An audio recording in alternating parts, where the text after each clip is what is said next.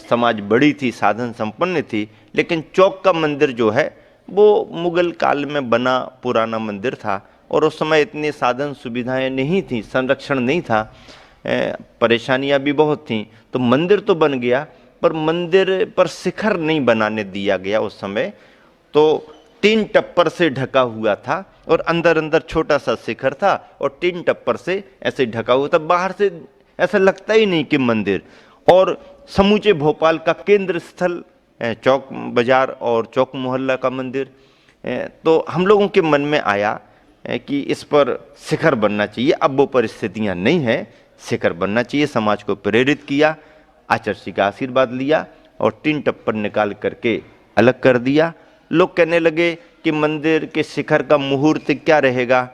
हम लोगों ने कहा कि शिखर बनाने का मुहूर्त नहीं निकालेंगे, हम तो टप्पर को निकालने का मुहूर्त निकाले देते हैं और इस मुहूर्त पर यदि आपने 3 टप्पर निकाल दिया तो आपका शिखर बन जाएगा, ये पक्का मान करके चलना। और कागज में ही नक्शा बनाते रहे और मुहूर्त निकालते रहे तो कभी होगा नहीं।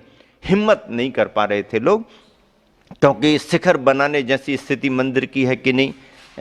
बड़े बड़े वैज्ञानिक मिल ही जाते हैं, उन्होंने टेक्नोलॉजी दी, नीचे से ही होल करके बड़े पिलर डाल करके और ऊपर तक ले गए और उन्हीं पिलर के आधार पर एक बहुत अच्छा शिखर बनाया। आचार्य श्री जिस समय भोपाल पहुंचे उन्होंने निर्माण कार्य को देख लिया, संतुष्टि प्रदान की, आशीर्वाद भी दिया। और इसके बाद में फिर योग ऐसा बना कि नेमावर से बिहार करने के बाद आचार्य का जो उस समय था पंच कल्याणक भी आचार्य ने संपन्न कराया। हम लोगों का विहार टीकमगढ़ से आचार्य ने एक विशेष निर्देश दे करके यूपी के लिए कराया और उसमें कारण बना कन्नौज का पंच कल्याणक। कन्नौज कानपुर के पास एक नगर है। प्रभात जी मुंबई, अतुल जी मुंबई, पुष्पराज जी मुंबई आदि ये 4 भाई हैं और पंकज जी मुंबई, ये चारों भाई मूल निवासी तो कन्नौज के ही हैं। कन्नौज में सवाई मल जी का परिवार है और अभी तो वो नहीं है, लेकिन इन सभी भाइयों की माँ चिंतामणि जी अब भी वहीं पर हैं और भी समाज बंधु हैं। लेकिन चूंकि आचार्य के पास ये लोग सब आते रहते हैं और भावना थी कि आचार्य के सानिध्य में पंच कल्याणक हो, बड़ी प्रतिमा विराजमान की थी।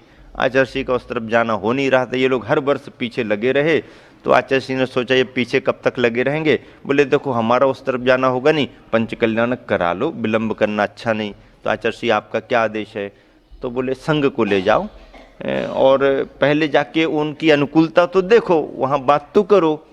तो वही सभी प्रभात वगैरह हम लोगों के पास आए, बातचीत की और हम लोगों ने इतना ही कहा कि भाई ये तो संघ की व्यवस्था है और आप निवेदन करने ना भी आए पर गुरु आज्ञा होगी तो गुरु की आज्ञा के अनुसार सब कार्यक्रम होते हैं और आप आश्वस्त रहो, आचार्य का आदेश होगा तो, और बिना आदेश संकेत के आपकी बातों में हम लोग आने वाले नहीं हैं। तो आचार्य के पास उनका निवेदन था ही, आचार्य का संकेत आया, हम लोगों ने बिहार किया। टीकमगढ़ का चतुर्मास संपन्न करके एक गौशाला बहुत अच्छी पपौरा के पास ही हम लोगों ने उद्घाटित कराई, शुरुआत कराई। आज भी गौशाला बहुत अच्छी चल रही है। पपौरा जी से पिछी परिवर्तन का कार्यक्रम संपन्न कराया और फिर विहार के निर्देश मिले तो झांसी होकर के कानपुर महावीर जयंती मनाई, कन्नौज के लिए विहार किया। कानपुर में बड़ी एक स्थिति ऐसी बन गई, बड़े उत्साह से कानपुर में समाज ने प्रवेश कराया। हम लोगों को भी लगा कि नगर बड़ा है तो समय देना पड़ेगा और अभी समय है पंच कल्याणक में तो प्रभावना के लिए कुछ दिन रुकेंगे। आचार्य भी चाहते हैं कि सभी जगह लाभ मिले समाज को, तो इस भाव से हम लोगों ने प्रवेश किया। कानपुर के आनंदपुरी मंदिर में हम लोगों ने वंदना की और वहीं पर पास में धर्मशाला थी, वहाँ पर ले जाके प्रवचन का क्रम रखा। वंदना करके हम लोग धर्मशाला में जो उनका सभागृह था पहुँच गए, प्रवचन भी दे दिया। पूछा उनको कि रुकना कहाँ पर है, तो बोले महाराज जी ऊपर कमरे हैं, ऊपर ले जा कर के उन्होंने रोक दिया।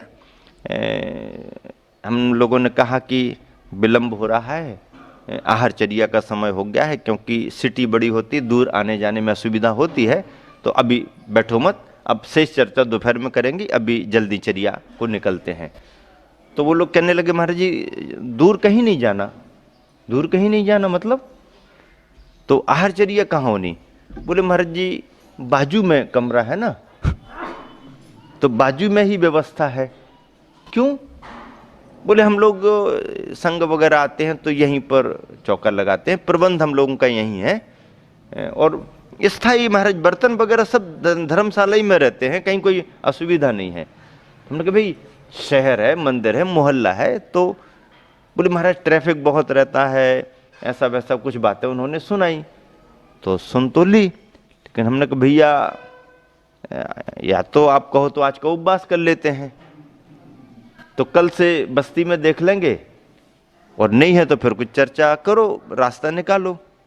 क्या महाराज जी? हमने कहा आज तो जो आप कह रहे हो सो ठीक है, कल से ये काम चलेगा नहीं। क्यों? हमने कहा प्रवचन नीचे करा रहे, ऊपर रुकवा रहे, बाजू में आहारचर्या करा रहे। तो एक महाराज जी कहने लगे भैया कल जंगल के लिए कहां जाएंगे? सहज पूछ लिया उन्होंने, भैया जंगल के लिए कहां जाएंगे हम लोग कल? तो उन्होंने भी बिल्कुल सहज उत्तर दिया, बोले महाराज जी छत पर पूरी व्यवस्था है। स्पष्ट सत्य घटना है, बोले छत पर पूरी व्यवस्था है। हम लोग एक दूसरे को देख करके हंसने लगे कि भैया महानगर में प्रवेश हो गया। महानगर में प्रवेश हो गया। स्थितियां ये बना दी गई हैं कि वहीं प्रवचन, वहीं रुकना, वहीं आहारचर्या और वहीं जंगल। अरे भाई ऐसे कैसे चर्या चलेगी? निर्दोषता कैसे रहेगी? गृहस्थ का घर कब शुद्ध होगा? ठीक है गाड़ी वाहन व्यस्तता तो शहरों में रहती है, पर रास्ते निकल आते हैं, निकालना पड़ते हैं। जंगल आदि को भी एकदम स्वतंत्र जंगल जैसी जगह तो नहीं मिलती है, लेकिन जंगल को जगह ही नहीं मिलती ऐसा भी नहीं है, ऐसी अवधारणा भी नहीं बनाना चाहिए। यदि अपन चाहें तो कहीं ना कहीं किसी न किसी रूप में कोई ना कोई जगह तो मिलती है। समाज में बड़े बड़े व्यापारी होते, उद्योगपति होते हैं, कई लोगों के पुराने कारखाने बंद हो जाते हैं, नया काम शुरू हो जाता है, कई लोगों के पुराने घर पड़े रहते हैं, कई लोगों के प्लाट खाली पड़े रहते हैं, बाउंड्री बनी रहती है। रास्ते निकालो तो सब निकल आते हैं, और निकालना भी चाहिए।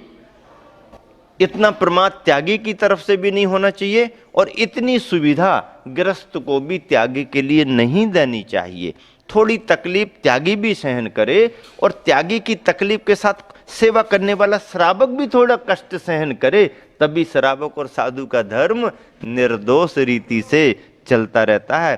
तभी हम श्रावकाचार और मूलाचार को जिंदा रख पाएंगे। अन्यथा अच्छी अच्छी बातें हमने तुमको सुना दी, और तुमने खूब मन को प्रसन्न करने वाली सेवा हमारी कर दी, और दोनों ने दोनों की जय जयकार कर दी। तो महावीर भगवान कहते हैं ऐसे जिन शासन चलने वाला नहीं है। बल्कि वहां की समाज तो आज ये कह रही है, जो लोग वहां पर होकर क्या है वो बता रहे, वो तो ये बता रहे, बोले अभी तक तो महाराज जी मिले, उन्होंने कहा एसी लगा दो, और अब ये महाराज कह रहे कि जब तक एसी नहीं लगाओगे हम कमरे में अंदर नहीं, एसी हटाओगे नहीं हम कमरे में नहीं आएंगे। अब बताओ कितना फर्क हो गया। ये आचार्य विद्यासागर जी महाराज जी का संग आया हुआ है, कह रहे भैया हमें कमरों में रुकवाना है तो ये एसी वैसी अलग करो, इनके लगे रहने पर हम कैसे रुकेंगे। कितना बड़ा फर्क है। शरीर उनका भी, शरीर इनका भी। वो भी साधना के मार्ग पर बढ़ रहे हैं, हम भी साधना के मार्ग पर बढ़ रहे हैं। इतना तो करना ही पड़ेगा। एक तो श्रावक इतना कर नहीं पाता है, और श्रावक खुद इतना सुविधा प्रेमी है कि वो त्यागी को भी सुविधा दे करके बस ठीक है। नहीं, अतिरिक्त तकलीफें मत सहो। सर्दी गर्मी का मौसम सहन नहीं होता तो उससे बचाव करो, आवश्यक वैयावृत्ति कराओ। श्रावक को खूब सेवा करना चाहिए, मन लगा करके सेवा करना चाहिए। श्रावक में कोई सेवा में कोई कमी कटौती नहीं करना चाहिए। लेकिन जो गृहस्थी के योग्य साधन संसाधन हैं उनसे हमेशा हमेशा त्यागी को दूर रहना चाहिए, और गृहस्थ को भी ऐसे साधन जुटाने की कोई भावना नहीं आनी चाहिए। अपने तरीके से मेहनत करो, वैयावृत्ति करो, सेवा करो, खूब सेवा करो। चाहे त्यागी बड़ा प्रवचनकार हो, चाहे सामान्य प्रवचनकार हो, चाहे उसका ज्ञान बहुत ज़्यादा हो, चाहे क्षयोपशम कम हो, वृद्ध हो, कैसी भी उम्र का हो, त्यागी त्यागी ही होता है। उसकी सेवा में कोई कटौती कमी नहीं होनी चाहिए। लेकिन बहुत ज़्यादा सुविधाएं देने का और बहुत ज़्यादा सुविधा का वातावरण ये नहीं। आचार्य श्री ने यही विशेषता अपने संघ में बना करके रखी और यही प्रभाव बिन बोले ही, चाहे आर्य का संघ हो चाहे मुनि संघ हो, स्थायी रूप से समाज में पड़ रहा है, पड़ता आया है। इसी वजह से सभी जगह इतनी मांग, हमारे यहाँ संघ भेजो, हमारे यहाँ संघ भेजो, हमारे यहाँ संघ भेजो, और संघ जाता है तो समाज संतुष्ट रहती है, लाभान्वित होती है। आचार्य श्री ने कोई ऐसा एजेंडा बनाया नहीं है और आचार्य श्री ने कहा भी नहीं है। आचार्य श्री ने स्वयं अपनी ऐसी चर्या बनाई है कि पीछे लगने वाले, उनसे दीक्षित होने वाले स्वयं उसमें प्रारंभ से ही ढलते रहते हैं और आगे चल करके ये साधना उनको सहज हो जाया करती है। और ऐसा ही आचार्य श्री ने संस्कार दिया। कानपुर में जाकर के जब हम लोगों ने साफ इनकार कर दिया कि भैया आप भी रुकना चाहते हो, हम भी रुकना चाहते हैं, लेकिन इस चर्या में हम लोग यहाँ पर अब नहीं रुकेंगे, कल हम लोग बिहार करेंगे। आज तो दिन तुम्हारा, कल के दिन हमारा, बिहार करेंगे। नहीं नहीं महाराज जी, रोकेंगे रोकेंगे रोकेंगे तो प्रवचन भले मत कराओ चलेगा, लेकिन चर्या तो हम बाहर ही करेंगे। उसमें से एक सरावा के बोले महाराज जी हम चर्या कराएंगे, बाहर चौका लगाएंगे, थोड़ा हमारा घर दूर है। दूर है कोई बात नहीं, हम और जल्दी निकल जाएंगे और देरी से आ जाएंगे, हमें उसकी चिंता नहीं, वो आगे पीछे हम कर लेंगे, लेकिन जाएंगे बाहर। एक ने कहा, दूसरा कहता भैया तुम्हारे यहाँ रेलवे फाटक पड़ता है, फिर क्या होगा, कैसा होगा। वो एमपी तरफ के मंडी बामोरा के थे, तुम्हारे यहाँ रेलवे फाटक पड़ता, मान लो फाटक लगा होगा तो क्या होगा। अब बात आ गई, लगा होगा तो हम घूम फिर करके एक चक्कर और लगा लेंगे तब तक ट्रेन निकल जाएगी लेकिन शुरुआत तो हम कराएंगे। ट्रेन आ रही होगी, गेट बंद है, हम वहां से मुड़ जाएंगे और लंबा जा करके फिर वापस आ जाएंगे जब तक ट्रेन निकल जाएगी। हम वापस मंदिर नहीं जाएंगे, हम जाएंगे तो लेकिन रास्ता खुलवाएंगे, फाटक भी खुलेगा और रास्ता चौके का भी खुलेगा, आप चिंता मत करो उसकी। जब इतना हम लोगों ने कह दिया तो उत्साह बढ़ गया और 1 2 3 ऐसे ऐसे तैयार हो गए और बोले ठीक है महाराज जी हम भी करेंगे, हम भी करेंगे, करो चिंता मत करो, थोड़ी परेशानी होगी होगी लेकिन रास्ता खोलो। खोल दिया। और फिर उस दिन जब हम निकले, दूर चौका था, गर्मी का समय तो था, लेकिन पूरे भाव से निकले और पुण्य ने ऐसा जोर मारा कि उस दिन ट्रेन लेट हो गई, गेट खुला मिला। बिल्कुल सत्य घटना है, गेट खुला मिला।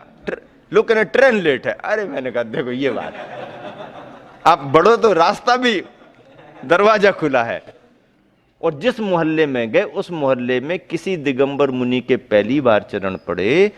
जैनों को तो परिचय होता है, सारे मोहल्ले के अजैन केवल यही देखने को आ रहे थे कि ये कौन है, क्यों आए हैं, कौन है, क्यों आए हैं, ये हो क्या रहा है। धीरे धीरे मालूम चला ये जैन समाज के गुरु मुनि होते, आहारचर्या, तो बड़ी प्रभावना हुई। फिर महावीर जयंती तक का कार्यक्रम बड़ी प्रभावना के साथ मनाया।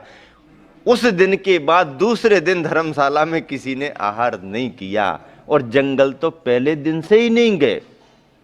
इमरजेंसी बात अलग है, बारिश पानी की बात अलग है, बीमारी की बात अलग है, लेकिन अच्छे समय में तो बाहर ही जाना चाहिए। तो उनसे पूछा, बोले जंगल तो है नहीं। हमने कहा यहाँ कारखाने वारखाने होंगे, कुछ तो जगह होगी। एक कहने लगा वो लकड़ी का टिम्बर मर्चेंट जैन समाज का है, लेकिन बोले वहाँ बहुत कचरा अचरा पड़ा रहता। तो कचरा तो कोई स्वाध्याय करने को जाना क्या वो हमारे लिए तो ऐसे ही तो जगह चाहिए है। बोले हाँ लकड़ी का टाल है उनका, जैन बंधु का, बोले वो तो खुला ही रहता है। तो हमने कहा टाल है तो जरा 2 लोगों को भेज के दिखा दो। जाके देखा, एक अपने परिचित बच्चे को भेज दिया, जाओ तुम अपने तरीके से देख के आ गए। बोले हंसने लगा, बोले महाराज जी इतनी बड़ी जगह है कि पूरा संघ आ जाए तो अंदर चले जाएंगे। लकड़ियां पड़ी हैं, उनकी चीरा होता रहता, कटती रहती, फटती रहती हैं, टाल लकड़ी चिम्बर मर्चेंट टाइप के रहते अंदर। इतनी बड़ी जगह है, भैया ऐसी जगह मिल रही तो उन्होंने कहा महाराज जी ऐसे में चल जाएगा क्या? तो फॉरेस्ट का मतलब कोई सागवान के वृक्षों वाला झाड़ या ये बड़े बड़े चाहिए क्या? ऐसा थोड़े कोई, ऐसे तो इस तो जगह चाहिए। गए, देखा, दूसरी बार कहीं गए ही नहीं। फिर हम लोग रोज, और वो प्रतिदिन द्वार पर खड़ा, मालिक अहो भाग्य हमारा, अहो। हमने कहा तुम्हारा भाग्य हमारा भी भाग्य है और यदि यहां नहीं आते तो दुर्भाग्य से हम छत पर जाते रहते। तुम कह रहे हमारा अहोभाग्य, हम कह रहे हमारा भी अहोभाग्य है कि हमें खुली जगह इतने बड़े महानगर में जंगल जाने के लिए मिल रही है।